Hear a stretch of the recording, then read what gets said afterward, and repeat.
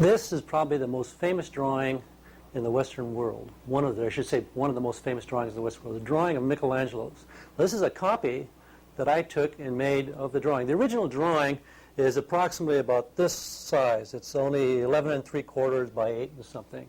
And it's at the Metropolitan Museum of New York.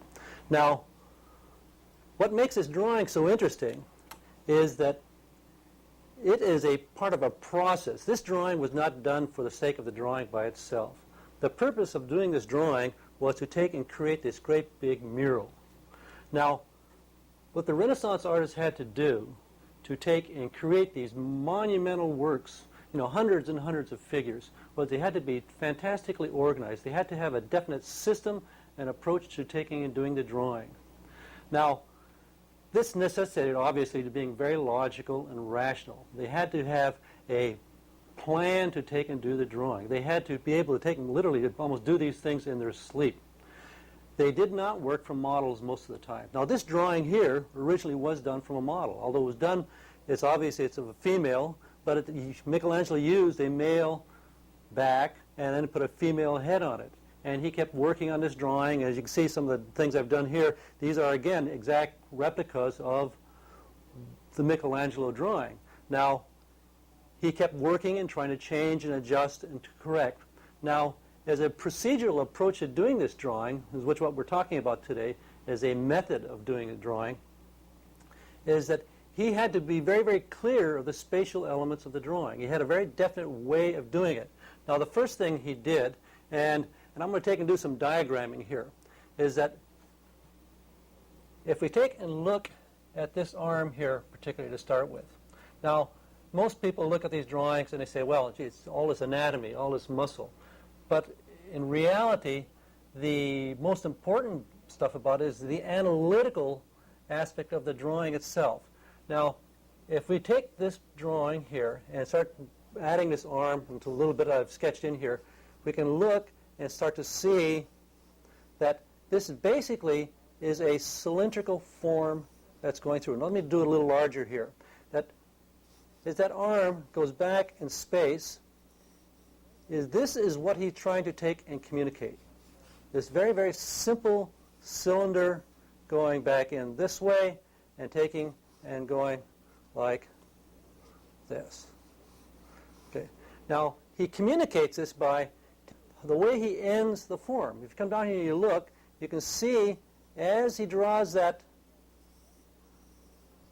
elbow area on the inside of the elbow, he's definitely using the line to take and draw a cylinder. We can take a simple straight line from starting here at where the clavicle comes through and carries through here. There's a definite simple straight line here. So the first part of this thing is to see that form is simple. So there's a base simple line. He's finding the end of the form here. Coming across, we pick up the condyles on the end of the bone here. He draws it just almost like a square. He takes and shows us the direction. So he's thinking of a cylinder. You're coming across, hitting the corners of the form. And here, it tells us that this arm is going here. As we go down the arm through here, for instance, you look at the wrist, he literally draws a circle an oval circle around to show what this is. He's drawing that shaft of that arm to begin with. Now, I'm not exaggerating by being so diagrammatical. In the originals, when you look at them very carefully, you can see that this is literally what he has done.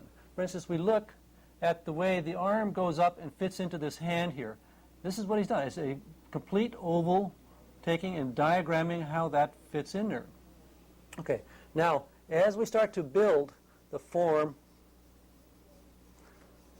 on top of this, we use that simple straight line as a structure that we build upon, so that now as we start to take and add muscles on here, we can look at the point and say, okay, we've gotten our length of the form, we've got the width of the form across.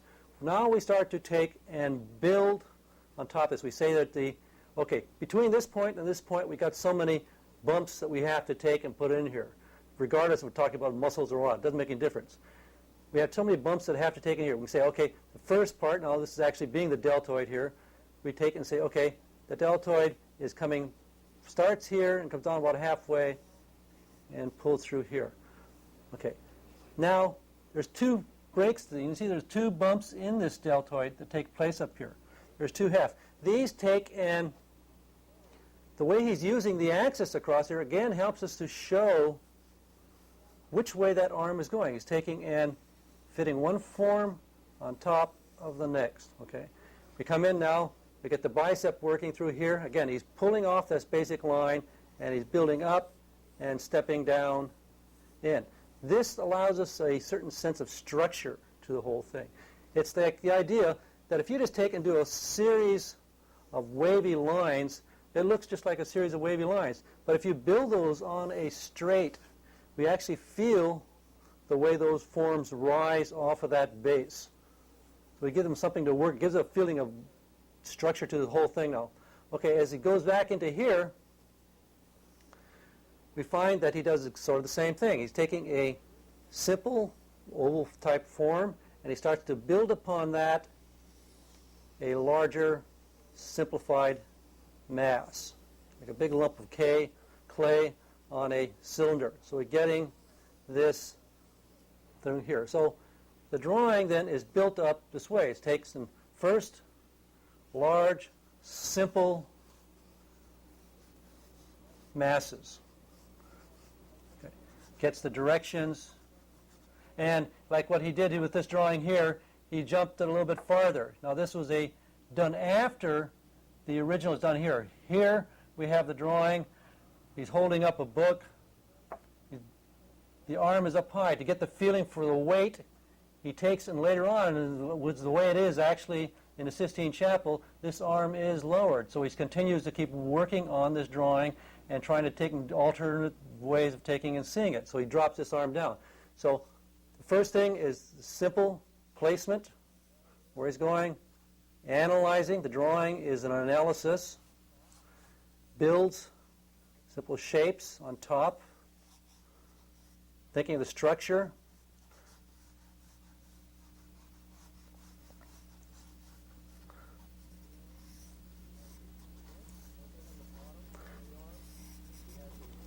Same thing on the bottom of the arm. He has a length, feels where this fits into the rib cage down in here. We think first length, then we can pull from that. We feel through the triceps in the back pulling through, and we also start to now take and complete shapes. We try to feel these large shapes. We feel the shape of the scapula, the muscles that pull off the scapula, the tricep pulls across. You feel the trapezius muscles pulling down. And he slowly takes and builds it up, shape upon shape upon shape. But he's always, as I started to indicate here, he's always thinking of the three-dimensional form. Now, it's carried even farther. We take and go back and look at the head now. You look at the drawing and you see this head is tilted towards us. Now, why do we see that it's tilted towards us? Well, first of all, he takes and makes a point out of showing the ellipse of the head, which I've done here just by drawing a simple ellipse right now, but he does it by taking and lining up the brow line, giving us that angle to show which way that head is tilted. The fact that we take and are looking down at the nose shows us the angle. The fact that the mouth, the angle of the mouth goes along with the angle of the brow. The fact that we see the top of the eyes looking down. All of this helps us to see that we're looking down at the top of the head. The fact, the way he takes and diagrams the form on the top here. We can feel the corner. So he couldn't have shown it more clearly than if he had taken and just simply drawn a box. If he had taken and just said, this is a side of a form, this is something coming across here, what he's done is just as clear. Now, the fact that the head is twisting, again, he's very, very direct about this. First of all, we get a series of lines that take and show how the forms wrap around the neck. Okay, again, these are lines that if you had a tin can,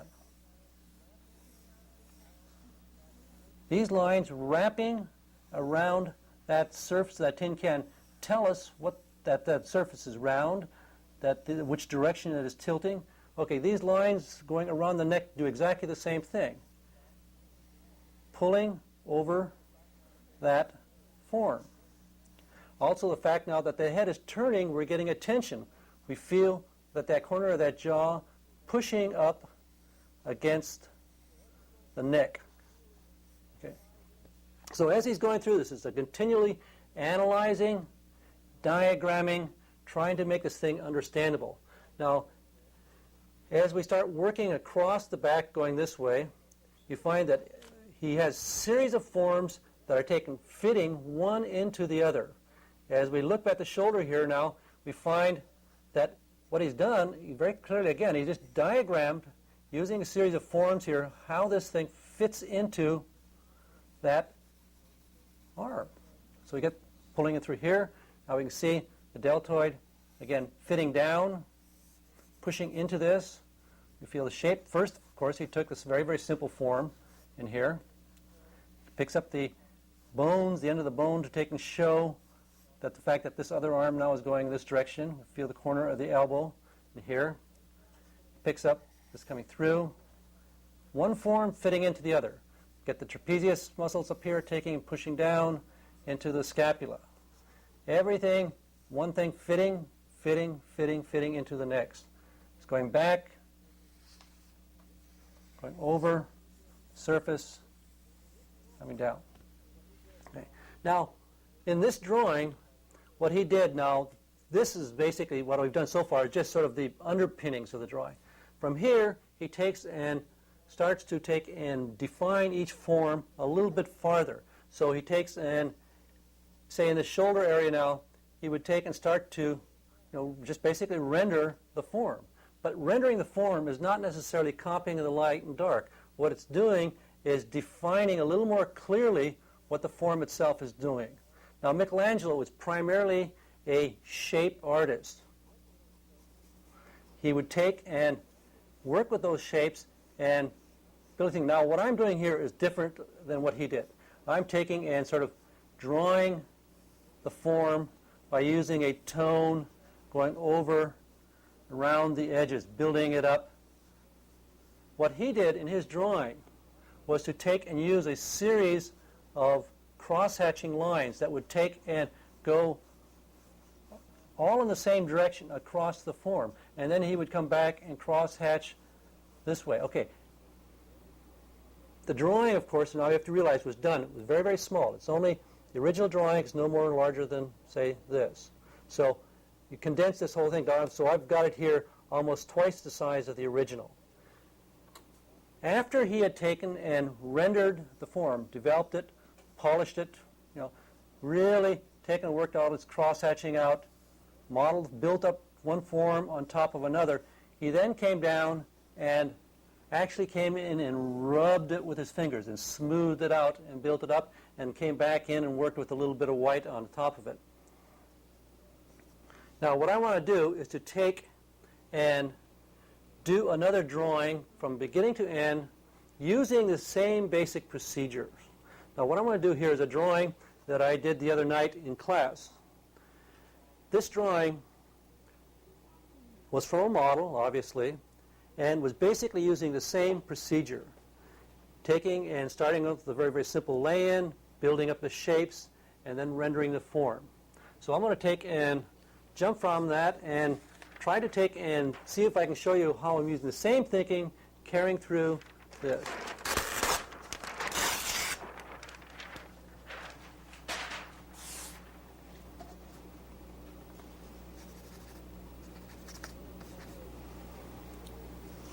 Okay, first primary consideration is getting the feeling for the gesture, getting the total.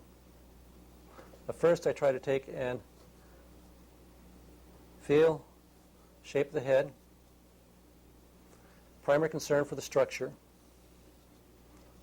feeling where ellipses are. Now I'm drawing a little darker than I would normally do so that you can see it. Okay, feeling the way the head pulls out of the neck pulls out of the head there. Feel curvature, spine. Now this line, though, from this pose is pretty much the line of the spine. It is not necessarily meant to be an anatomical line. It's more of a line that takes and communicates what the gesture is. We're taking feeling what the whole action is. And the lines that you put down at this stage will actually disappear as you take and work.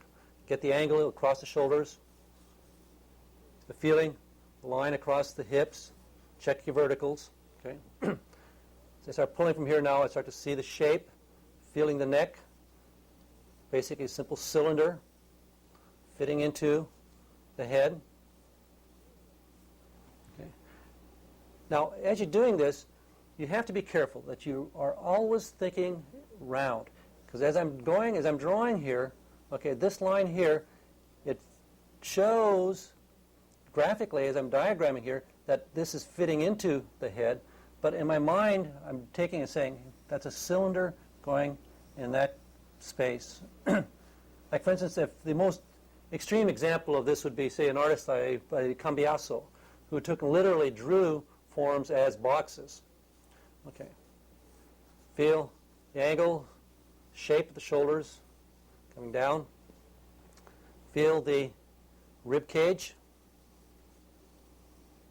inside. It's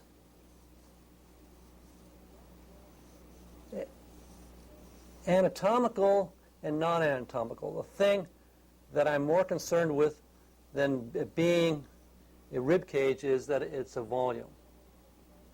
Okay, like for instance here, now what I want to think about is the mass of the pelvic area rather than worry about whether it is precisely anatomical. Okay. Think, okay, now I will be a little more careful, start thinking, okay, where does the actual bone come through here? Where do I feel clavicle coming through that I see from the front? I try to feel where I want the shoulder to come back. I want to feel where the end of the scapula is coming through. Take and draw the shape of the scapula. Again, the same thing that the idea of Michelangelo, taking and drawing the shape. The procedures don't change. Artist times, what the kind of drawing, the kind of look that the art takes may change, but the methods don't really change that much. Okay. Feeling the muscles pulling around over the surface, down. Now here, getting and feeling the dimples on the back, pelvis pushing up. Now I'm going to be doing this drawing in roughly 30 minutes. Now this is considered a very, very quick drawing still. 30 minutes is a fast drawing. I think it was Robert Henry at the turn of the century was saying how, gee, the hour pose is a great invention. It allowed people to learn how to start drawings. And so you could take, like I'm sure Michelangelo in doing his drawing probably spent a minimum of a couple of hours on it, because very, very carefully done. Now, I'm not trying to equate myself with Michelangelo. All I'm trying to do is talk about the procedure that he took and did on this thing. Okay. Okay, now here, as I'm doing this, when you're analyzing the pose at the same time, the weight is on the right leg. So you want to feel this pressure of this leg picking up. So I take and feel that by, or communicate that by the fact that this leg is going to be pushed up. The buttocks are going to be lifting in here. You're feeling a thrusting out of the hip. On the other side, we get the buttocks taking and dropping down and in. Feel the hip. Here, the idea is you have to very clearly see the symmetry that's taking place, that I'm forcing this side up. As we start pulling up here, this side over here is dropping down. This is pushing up. You have to feel that sort of a box type feeling in that form. Okay, now, as in drawing the arm of a Michelangelo, we have this leg that is taking and going back in. I want to pay particular attention to how I make one form fit into the other. And it's basically, it's this. You have something like this, taking and fitting into something like that. Pushing, wedging one form into another. So you use the anatomical forms to take and communicate this. So I take and try to feel this coming in. And the first step, I do just this. I take and simply diagram it. Okay, next, as I start working down that leg, I've already got the gesture, the very, very simple what's going on here. Okay. Next, I take and where does this take and fit in? Where does the line start? Where does the knee go? If I want to jump down here and pick out a spot, okay, take it in simple straight line, find my length, establish my length, then take and establish width, establish the length here, so that you only think about one thing at a time. Now, it may seem like I'm going all over the place here, but if you notice, I really am just thinking about one thing each step as I'm going through. First, it was feeling for the gesture. Next, I'm taking the shapes, and I'm systematically going down through the figure. So I've already got my placement.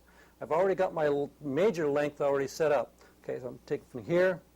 Now I want to take the lower part of the leg. Again, it's the same idea here now, except that the leg is coming towards us, so I'm taking and again, it would be like a tin can, taking and coming out. I just drawing.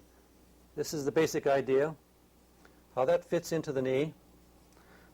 Okay, length, width, length, and primarily with straights to begin with. Once I have my straights, then I can take and build upon those. I know I can look at this distance from here to here and say, okay, now where does that curve take place on that point? And I say, well, okay, it's just a little bit below halfway. So I know that from here to here is where that's got to cover. So as I draw this now, I take and say, okay, I've got that solved. Now, as I'm doing this, so I'm also immediately thinking of the other side of the form, of going over and around that form. I'm pulling down, feeling that form come through, feeling the ankle bone, feeling the shape of that Achilles tendon coming down, feeling where the heel is. And it's a very, very simple shape, the foot to begin with. Check across where the other knee is now. First, again, simple straight, coming down, straight, width. Take your time. Feel that pull through. Okay. Again, coming down, where is my ankle? I take and I check to see where my verticals are, where this form would be pulling through. Now, working from the model, I would be taking a lot of pains to take and to see where the one form is fitting to the next, to check across from where one form is to the next this way, to look at the shapes that are being created between forms. Through.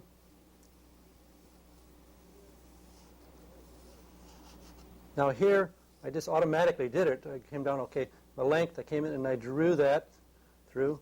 Feeling here, right away, see, across the other side, checking bits of anatomy, For instance, right away realizing that the outside of the calf is high, the inside of the calf is low, and just the reverse situation on the ankle. Okay, it's high, low, and primarily being aware of how this one form fits into the other. Ankle bone, feel the through, foot going back in. Now, same thing applies to taking and working with the arm. We want to take and primary thing start with, okay, placement, where the end of that elbow is in relationship to everything else. Try to feel this corner coming down and to look at the angles. Again, it's like the Michelangelo in that you use the bone to take and show which direction a form is going. Like we try to see that as I come across here, this arm is coming out, that it's like a box. We try to feel this sort of box type form taking place through here. We feel a corner like that. Now what I'm trying to do now in using these bones is to see this corner and that corner. So I come down, I get my length, my width. I'm coming across that bone the same way. I want to feel that to there. And I'm see, now here it's more or less the top. Okay, it's coming across. So I've that corner, and we pick up the end of the humerus here, coming through this way, and then the hand taking and going down to the hip. Again, we draw that wrist. It's a diagramming around the form. Okay. We've got the width up here, with the length across. Okay. Placement of how this takes and starts to fit in. Okay. Now, this is the basic lay-in to the drawing. Now from here, we take and start to develop and render the form a bit more.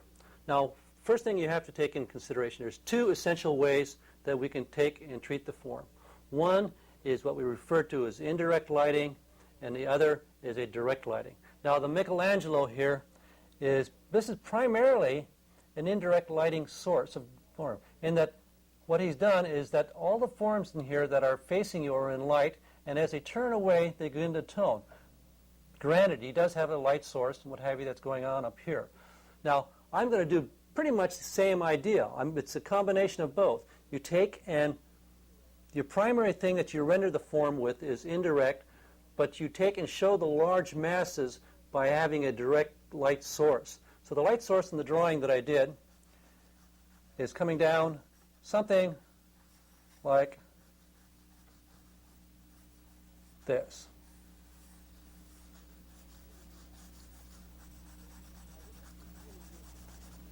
Okay, now this is really useful, and you don't try to copy what you're doing.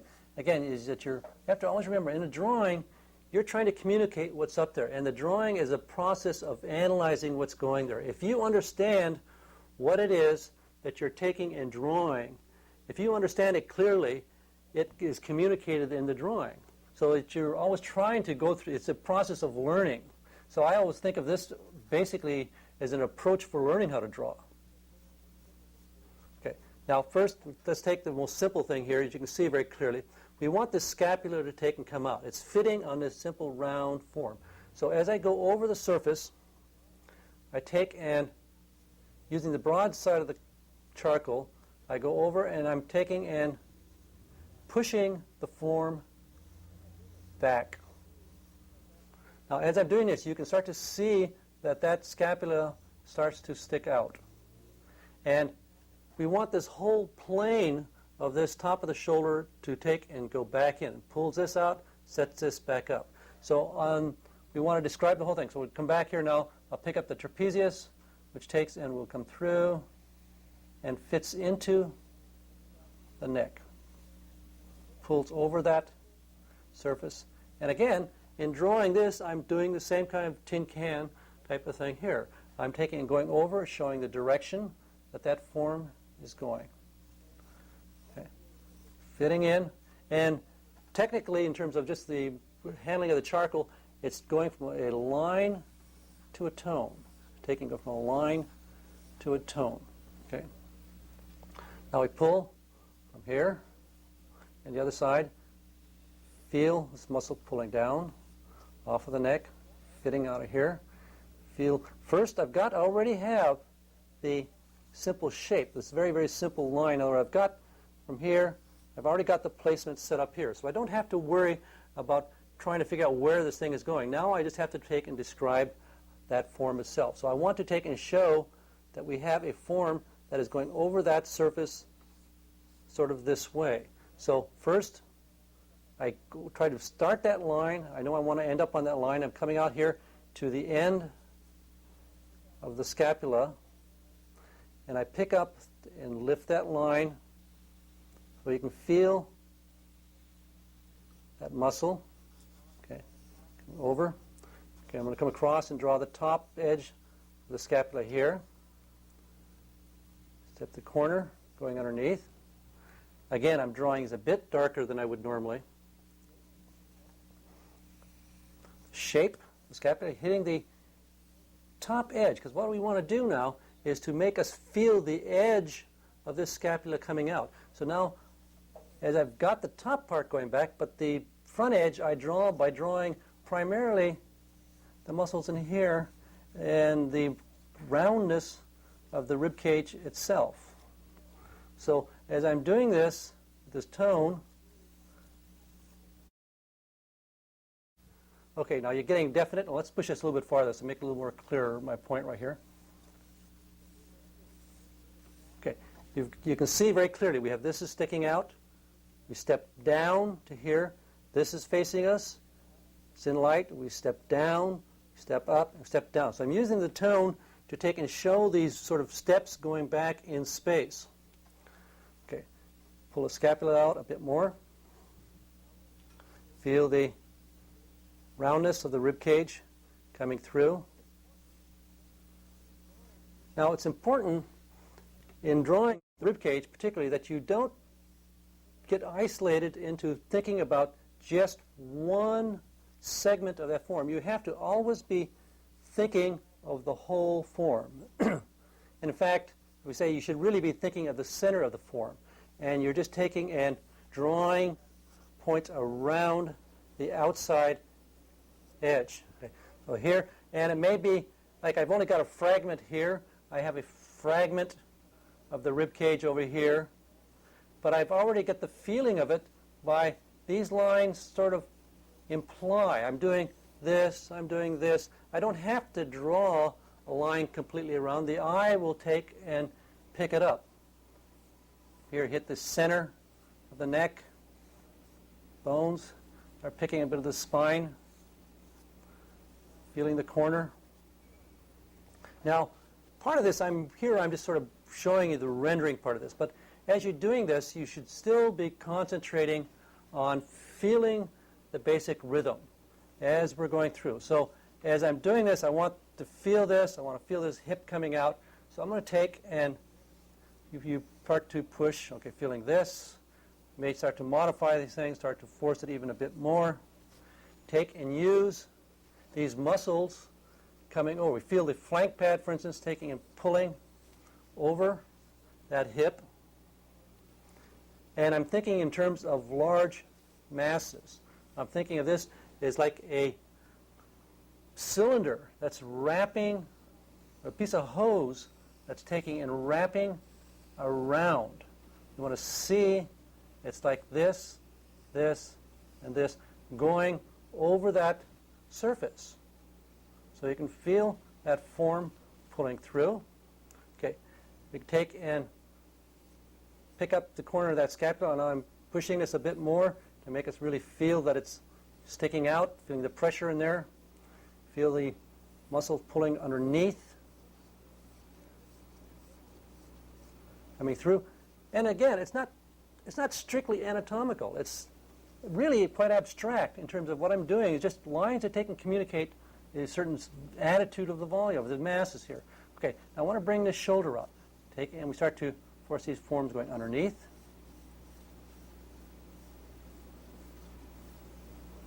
through. Push this a bit more. Feel the shape. Deltoid starting way back here on the scapula. Feel this taking and coming, wrapping over, going over, attaching the scapula, down, fitting in. Okay. Fitting in here. Pushing through. I've already got my width and length worked out here, so I've got a lot of the problems already taken. I can really just concentrate now on these secondary forms. Feeling the corner.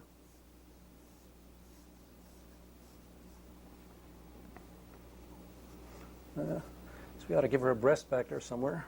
Okay. Feel the muscles pulling down, the sacrospinalis pulling down here. Feel the turning into the sacrum here. Secondary forms. Large shapes, small shapes. Okay. I'm going to feel the buttocks trying to go over the surface form here. The shape. Try to feel this. Okay, the hip is fitting into this form here. And you can see very graphically now how this takes and really just pulls out.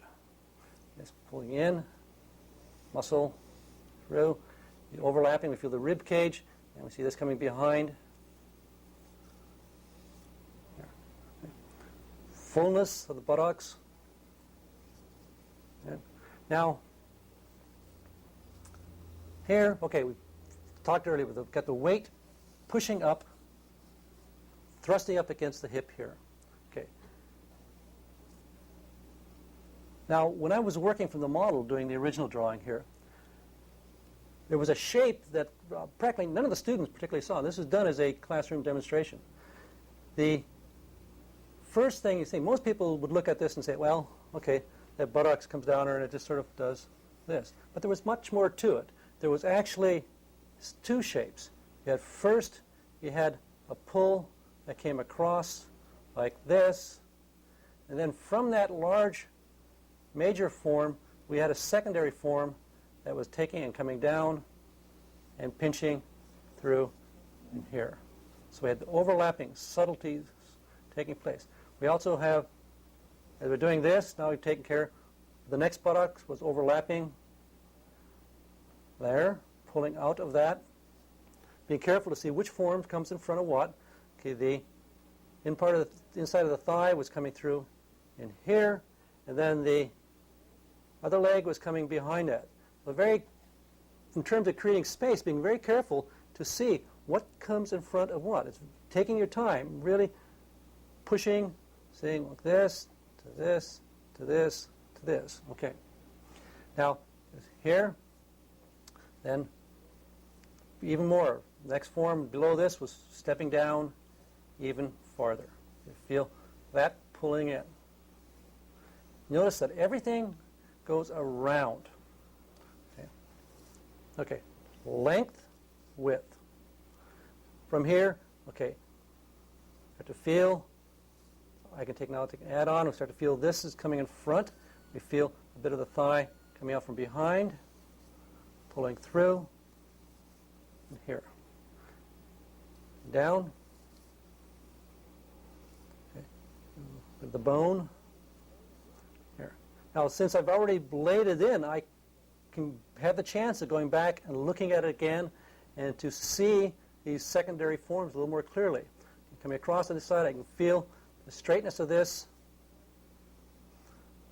the turn, feel that bone in there, and in fact now that this is pulling into that. The shape, the back of the leg,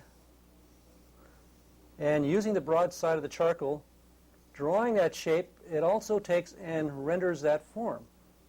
Feel this coming down. Okay. Then going over surface. Look at Michelangelo's, look at the Rubens. Draw from them. You'll be surprised at how many of these kind of just diagrammatical lines that they take and actually have in their drawings. Okay.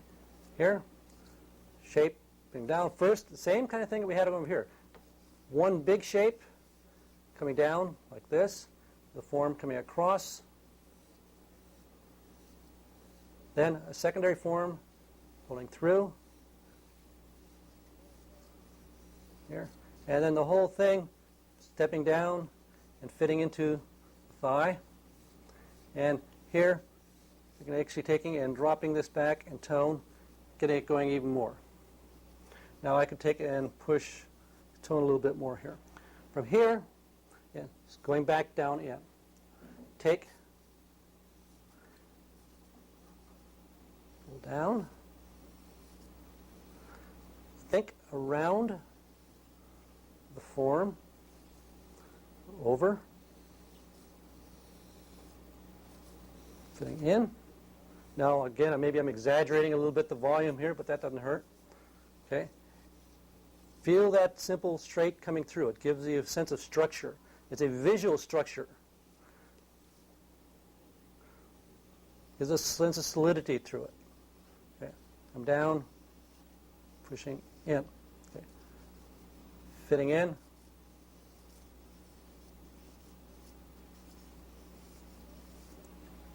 Okay. Go back up here. Around that arm. Went back in. Now, again, I started out with simple, straight forms. Now I want to start fleshing it out a bit. Take a feel, put it over that surface, come across, feel around both sides, going down, feeling the back of the wrist, and here, let's get a little bit of the hand. And here, the other hand was actually coming across. She was holding on to it. And we could take and drop this whole area into tone, get it to set back. The basic idea is just like we were drawing here. If this was a box, we wanted to take and show that in tone, we would just take and drop. Because the primary purpose of this thing is to take and show a change in direction. When you draw a box, when we take and draw a box like this, what you're doing is these lines take and do nothing more than to show the change of a direction of a flat surface here. It shows a change of, shows boundaries of forms. Well, this is exactly what we're doing. I'm taking and showing boundaries of forms. I'm taking and showing that we've got a side, or just drawing a simple shape here. Drawing a shape, I'm saying this is the top. It takes and steps down at that point. Over here, where we get a change of tone, it has a change of surface. Okay. So let's take and carry on a little bit farther down here. Okay. Coming down, picking up here, trying to feel. Now here's where, for instance, if you've looked at a Rubens or even the Michelangelo, you find where they would take and really go out of their way to take and actually draw that calf muscle to show how that thing would fit in. Feel the heel. Now here, taking and drawing the pad of the foot, the edge of the pad of the foot.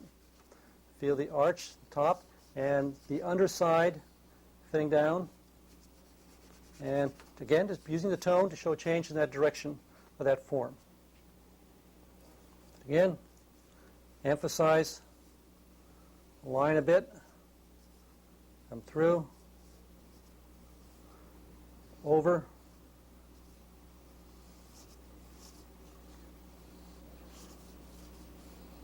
remember that the ankle bone on the outside is low, the calf on the outside is high. It's also always a good idea to take and use some kind of tone to indicate where we are on the ground, to get a feeling for sort of the space that the figure is actually standing in. Okay, let's go back up here to the head. Now, here, I would try to take and do a little bit of pulling around. So now that fits in. We're going to see that the neck, well, first of all, let's go up to the head here, the jaw. Feel the corner of the jaw to take and really helps us to show the direction that the head is going. Drawing the underside of the jaw, feeling the shape of the chin going back so you can see very clearly that it's underneath, then to feel how the neck is fitting into that area, how we feel the sternocleidomastoid muscles taking and pulling in front. We pick up the ear to show the rim of the ear, because it helps to take and show, again, the direction that the head is going. Put the shape first of the hair. And you don't try to draw individual strands of hair. You're primarily concerned with shape to begin with. Here, pick up the corner of the cheekbone coming down, roughly the masseter bone here, or the muscles. Again, I'm using the tone here to take and describe, picking up a little bit of the nose, indication of the upper eye bit. Remember, this is still a quick sketch. Okay, now, one thing I haven't really done too much of, just sort of roughly indicated about, is talked about the source of light. Now, I have, in that I've been pushing all of my tone primarily to the left-hand side. Now I can take and come in and emphasize this some more. I can take and start to push this and start to work with what we call the core. Okay, through, and start dropping some of these areas in tone, and we can really, it's going over, and primarily I can use the cast shadow from this arm to take and really describe what's going on in here. Now remember that the difference between a cast shadow and what we call a modeling tone, this is what primarily this is, a modeling tone. I'm using this tone to take and model the form, to take and develop it, show the, well, just to show the form. So it is determined by the darkness of the tone is determined by the way the surface goes. The cast shadow always has a sharp edge. This. And you can see the difference right away. This is soft, it feels round, it feels fleshy. It's a little harder where I've got a bone sticking out. But the cast shadow takes and is dark, sharp, right next to the form that's casting it, and as we get away, it may soften up a little bit. But it's a tool for showing that surface. It's just the same thing as taking and drawing a line around a tin can. A label on a tin can describes that surface. A cast shadow does the same purpose for us. Very clearly shows what that surface is doing. Okay, here I can come in and start to push the corner a bit. And for the sake of clarity, I would probably take, and since I want this leg here going back in, I would take and put this whole leg, top part of the leg there anyway, in tone. And use a cast shadow. Now this is a little different from the drawing that I did there earlier, but I want to take and push the point a little bit more. Feel it's coming down. Here. Okay, same thing here. Now I want to take and make these buttocks a little even rounder. Start to feel forms pulling out. I can take and drop some tone. You see how easy it is to start giving a light source after I've gone through and basically built the form up in an indirect light fashion. Okay, through.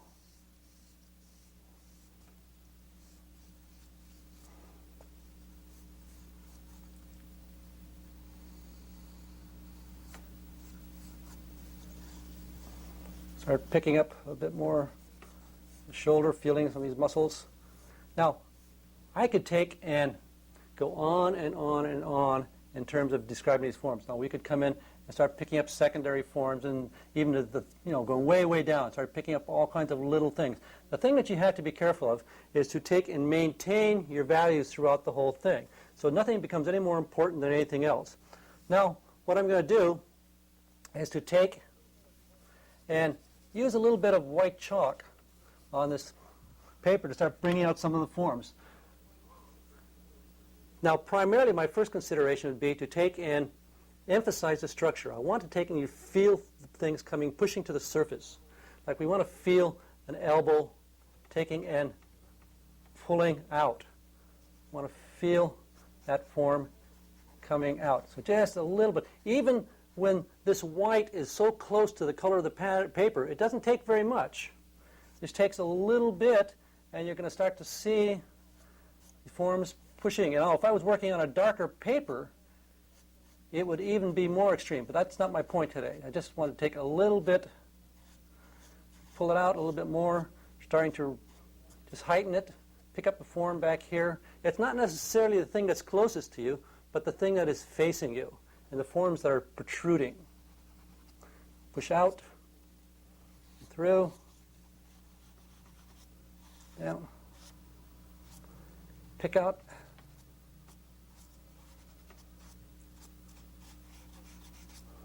over the surface,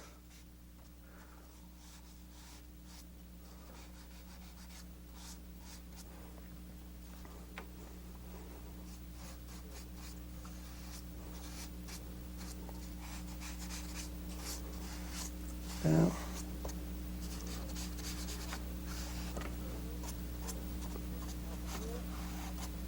Now from here, I'll go back and just start to emphasize a little bit more, to pull out. Now, I look at the drawing and I say, well, I could really start to make, I want to make more. The main gesture of this thing is this sort of curve that starts taking place. So I would come in and start to see if I could maybe force it a bit more. Start to say, okay, this, start finding forms that are going to go along with that. Maybe push something through here. And again, if you take a look at the drawings of the old masters, look at the Michelangelos, look particularly at the unfinished drawings, the drawings that he's done again and again and again. And you're going to find, if you look at the unfinished drawings, you're going to find that there is more time spent trying to take and work out basic movements, overall feelings, that the actual highly rendered drawings are really very, very few and far between. And in fact, in the case of Michelangelo, the only really rendered drawings that we know of are drawings that he took and gave as presents to friends. You know, with very few exceptions, because the drawing was not necessarily something to be done for itself. It was part of a process of creating something greater. It was part of the assets of the shop. In fact, when an artist would die, the drawings would go along with the shop. They were very, very important. And part of the scholastic studying of, say, Michelangelo is trying to figure out how he cataloged his drawings. These artists took and copied each other, studied each other. Again, Rubens is probably the most notorious case, or the most clear case of this. Would take and collect drawings of other artists. And then quite often he would correct them. But he studied everybody. People you wouldn't, were way, way less than he was. Study their drawings, look at them, see what he could get by taking and copying their masters. Knowing the form completely. Today we've got it sort of backwards. Everybody starts out trying to draw from the model, trying to copy what they see out in front of before they really know how to draw. The first thing is to learn how to draw and then take and do something with it. Okay.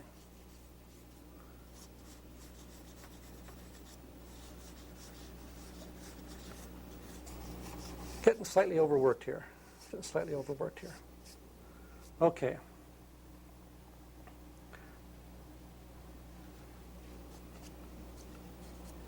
Another thing we could do to this, if we wanted to take and play around with it some more, you can actually come back in with a chamois, wipe some of this stuff down, softened it up, play with it.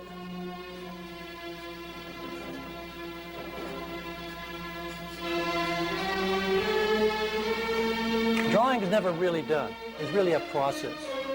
It's a process of taking and discovering and learning.